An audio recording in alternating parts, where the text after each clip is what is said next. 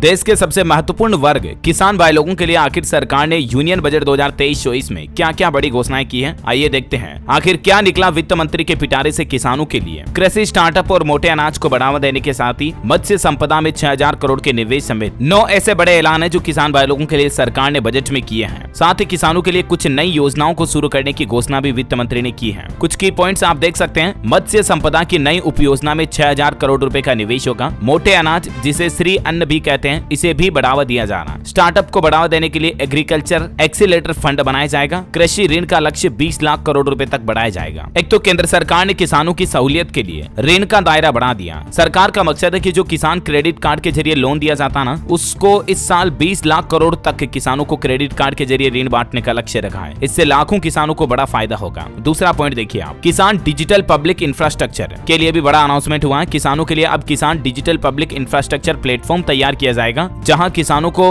उनकी जरूरत से जुड़ी सारी जानकारी उपलब्ध होगी खेतीबाड़ी के लिए। अच्छा, तीसरा बड़ा ऐलान एग्री स्टार्टअप को बढ़ावा देने के लिए। दरअसल केंद्र सरकार ने कृषि के क्षेत्र में ज्यादा से ज्यादा स्टार्टअप शुरू करवाने पर फोकस किया है और कृषि स्टार्टअप के लिए डिजिटल एक्सीलरेटर फंड बनाया जाएगा, जिसे कृषि निधि का नाम दिया गया। इसके जरिए कृषि के क्षेत्र में स्टार्टअप शुरू करने वालों को सरकार की तरफ से मदद दी जाएगी, यानी कि सब्सिडी वगैरह या छूट दी जाएगी। इससे होगा यह कि कृषि के क्षेत्र में नए नए स्टार्टअप आएंगे, तो इससे किसान भाई लोगों को खेती करने में आसानी होगी, उनकी खेती में टेक्नोलॉजी का विकास होगा। राइट। नंबर 4, मोटे अनाज को बढ़ावा देना। सरकार ने इस बार मोटे अनाज को बढ़ावा देने के लिए अलग से योजना शुरू करने की घोषणा की है, जिसे श्री अन्न नाम से जाना जाएगा और इस योजना के जरिए देश भर में मोटे अनाज के उत्पादन और उसकी खपत को बढ़ावा दिया जाएगा। नंबर 5, बागवानी के लिए किया है। सरकार ने इस बार बजट में बागवानी के लिए उपज के लिए 2200 करोड़ रुपए की अलग से राशि आवंटित की है। इसके जरिए देश में बागवानी को बढ़ावा देने का फैसला किया गया। नंबर 6, मत्स्य पालन यानी कि मछली पालन को भी बढ़ावा देने के लिए सरकार ने बजट में बड़ी घोषणा की है। केंद्र सरकार ने मत्स्य संपदा की नई उपयोजना में 6000 करोड़ के निवेश का फैसला किया। इसके जरिए एक तो जो हमारे देश के मछुआरे हैं, उनको बीमा कवर, इंश्योरेंस कवर मिलेगा, उनको वित्तीय सहायता देगी सरकार और मछुआरों को भी किसान क्रेडिट कार्ड की सुविधा दी जाएगी। इसका उद्देश्य है ग्रामीण संसाधनों का उपयोग करके ग्रामीण विकास और ग्रामीण अर्थव्यवस्था को तेजी से बढ़ावा देना। नंबर 7, सहकारी समिति, प्राथमिक मत्स्य समितियों और डेयरी सहकारी समितियों की स्थापना को लेकर भी बड़ा अनाउंसमेंट किया है बजट में सरकार ने और इस दिशा में सरकार का कहना है कि 2516 करोड़ रुपए का निवेश किया जाएगा। 63,000 प्राथमिक कृषि ऋण समितियों का कंप्यूटरीकरण किया जा रहा है, यानी कि उनको एडवांस टेक्नोलॉजी से जोड़ा जा रहा, आधुनिकता से, और इनके जरिए एक राष्ट्रीय डेटाबेस बनाया जा रहा है। इसके साथ ही बड़े पैमाने पर विकेंद्रीकृत भंडारण क्षमता भी स्थापित की जाएगी,